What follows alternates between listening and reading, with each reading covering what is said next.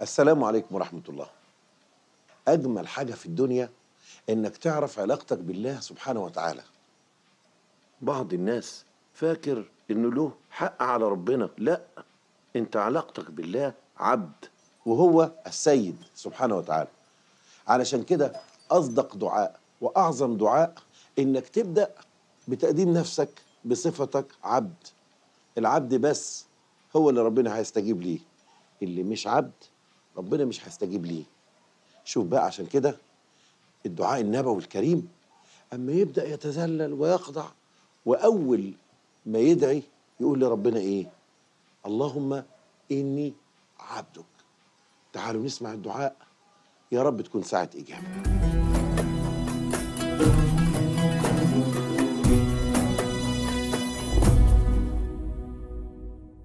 اللهم إني عبدك وابن عبدك وابن أمتك ناصيتي بيدك، ماض في حكمك عدل في قضاؤك، أسألك بكل اسم هو لك سميت به نفسك أو أنزلته في كتابك أو علمته أحدا من خلقك أو استأثرت به في علم الغيب عندك أن تجعل القرآن ربيع قلبي ونور صدري وجلاء حزني وذهاب همي. وصل اللهم على سيدنا محمد وعلى آله وصحبه وسلم.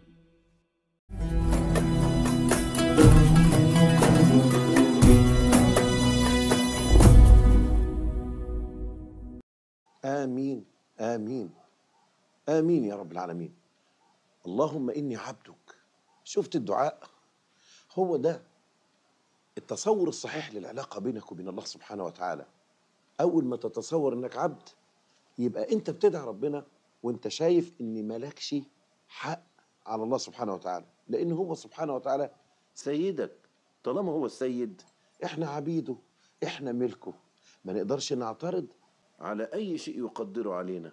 ما أنت شايف لنفسك إنك أنت ليك الحق أن تعترض، إنك تسائل الله. شوف حتى ربنا بيقول إيه في القرآن: بسم الله الرحمن الرحيم، لا يسأل عما يفعل وهم يسألون. إحنا نسأل ولا نسأل، إحنا نحاسب ولا نحاسب.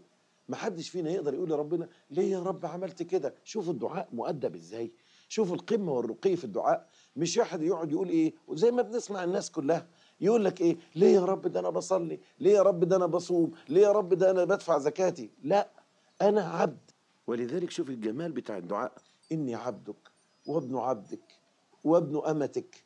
عارفين الأمة اللي هي المؤنث بتاع كلمة عبد، يبقى لو مذكر يبقى عبد، طب لو ست يبقى أمة. مفيش واحد يقول لواحدة إيه يا بني آدمة، لا، يا أمة الله، هي أمة الله، لأنه مفيش حاجة اسمها بني آدمة، كلنا بني آدم. وأنا عاوزك تاخد بالك من كلمة ماض في حكمك، يعني اللي أنت عاوزه يا رب، اللي أنت تريده يا رب. بلاش نقول حتى اللي أنت عاوزه، اللي أنت تريده، اللي ربنا يريده سبحانه وتعالى هو اللي يكون. ماض في حكمك، يعني لما ربنا بيحكم حكمه ماضي، محدش يقدر يعترض عليه. عدل في قضاؤك، ربنا لا يظلم أحد من الناس أي شيء. كل قضاء الله عدل، كل قضاء الله خير، كل قضاء الله رحمة. عدل في قضاؤك. أسألك بكل اسم هو لك. تعرفوا أسألك بكل اسم هو لك سميت به نفسك أو أنزلته في كتابك أو علمته أحدا من خلقك أو استأثرت به في علم الغيب عندك. عارف معناها؟ معناها إن أسماء ربنا زيها زي صفات ربنا ملهاش نهاية.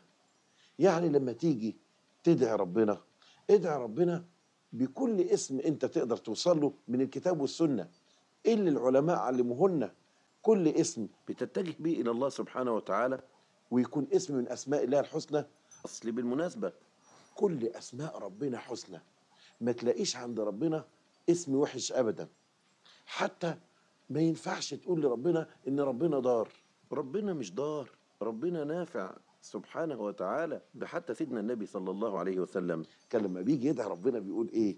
بيقول بسم الله الذي لا يضر مع اسمه شيء في الأرض ولا في السماء وهو السميع العليم. يبقى لما تيجي تدعي ربنا يكون عندك ثقة وحب وتصور إنك عبد.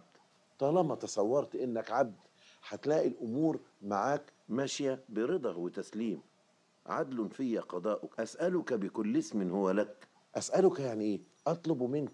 سؤال المتذلل المسكين المتضرع إلى رب العالمين. أسألك بكل اسم هو لك سميت به نفسك أو أنزلته في كتابك. أيوة، مو في أسماء ربنا سبحانه وتعالى نزلها في القرآن ونزلها في التوراة ونزلها في الإنجيل، أو علمته أحدا من خلقك، يكون واحد من عباد الله الصالحين أو واحد من الأنبياء وعلمه الله عز وجل اسما من أسمائه، أو استأثرت به في علم الغيب عندك. ممكن يكون الاسم ده أو بعض الأسماء ربنا سبحانه وتعالى استأثر بها في علمه عز وجل. طبعا هنعرفها يوم القيامة، طبعا هنعرفها في الجنة، لكن أسماء الله لا نهاية لها. هو إيه اللي أنت بتقوله ده؟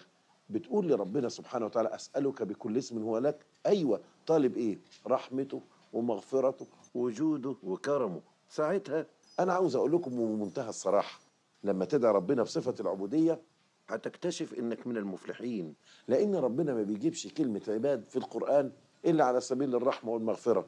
نبئ عبادي أني أنا الغفور الرحيم فادخلي في عبادي وادخلي جنتي. ربنا سبحانه وتعالى بيقول وعباد الرحمن، بيقول قل يا عبادي الذين أسرفوا على أنفسهم لا تقنطوا من رحمة الله إن الله يغفر الذنوب جميعا. يبقى مين اللي اتوصف بكل صفات المدح في القرآن؟ اللي سماهم عباد. ومما زادني شرفا وتيها وكدت بأخمصه أطأ الثريا دخولي تحت قولك يا عبادي، وأن صيرت أحمد لي نبيا. إيه رأيكم؟ نكون عباد ولا ما نكونش عباد؟ هو ده الدعاء، إنك تكون عبد وتتعامل مع سيدك سبحانه وتعالى رضا وتسليم وتفويض. تيجوا ندعي تاني ونأمن على الدعاء، عسى أن تكون ساعة إجابة.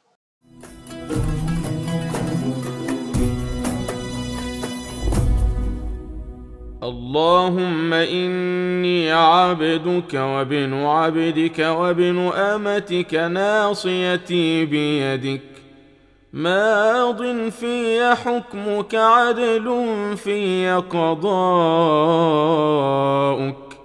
أسألك بكل اسم هو لك سميت به نفسك أو أنزلته في كتابك أو علمته أحدا من خلقك أو استأثرت به في علم الغيب عندك